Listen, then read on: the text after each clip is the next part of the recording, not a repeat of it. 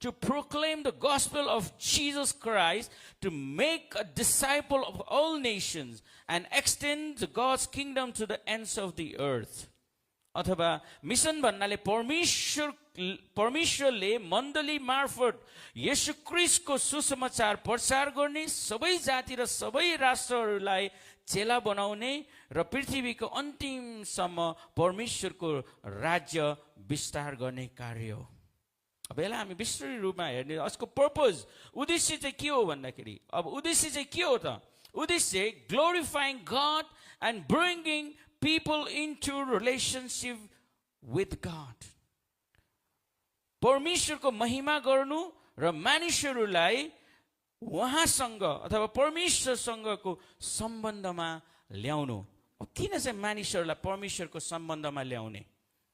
हामीलाई याद छ, हामीले यदि बाइबल पढेको छौँ र बाइबललाई हामीले खोटालेको छौँ भने हामीलाई याद छ कि इदनको बगैँचामा जुन सम्बन्ध परमेश्वरले आदम र हवासँग राख्नु भएको थियो, जुन महिमामा उनीहरूलाई ढाकेर राख्नु भएको थियो, जुन संगति आदम र हवाले परमेश्वरसँग गर्दै थिए, त्यो संगति, त्यो सम्बन्ध त्यहाँनिर उनीहरूले गुमाएको कुरालाई हामी देख्छौँ। उनीहरूको अनाज्ञाकारिताले, because of their disobedience, they lost the relationship with God.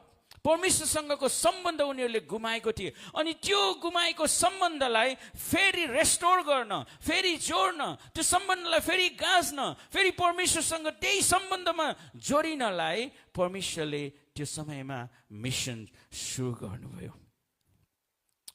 यस अर्को अर्थ चाहिँ के भन्दाखेरि, मतलब evangelism, discipling and service and church planting. अब अर्को अर्थ चाहिँ के भन्छ भन्दा सुसमाचार प्रचार गर्ने, चेलापन बनाउने, चेला बनाउने, अनि सेवा गर्ने र चर्चलाई, मण्डलीलाई निर्माण गर्ने।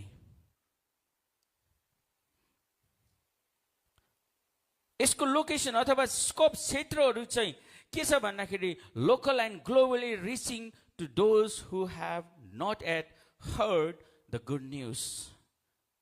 स्थानीय र विश्वव्यापी रूपमा सुसमाचार सुनाउने र सुसमाचार नपुगेको ठाउँहरूमा, नपुगेका जग्गाहरूमा सुसमाचार पुर्याउने, यो चाहिँ मिसनको कार्य हो। अब प्रश्न चाहिँ यहाँ छ, के छ भने why it is necessary to preach or teach the topic of missions in the church? किन आज मण्डलीमा अथवा मण्डलीहरूमा मिसन्सको विषयमा प्रचार गर्नु वा सिकाउनु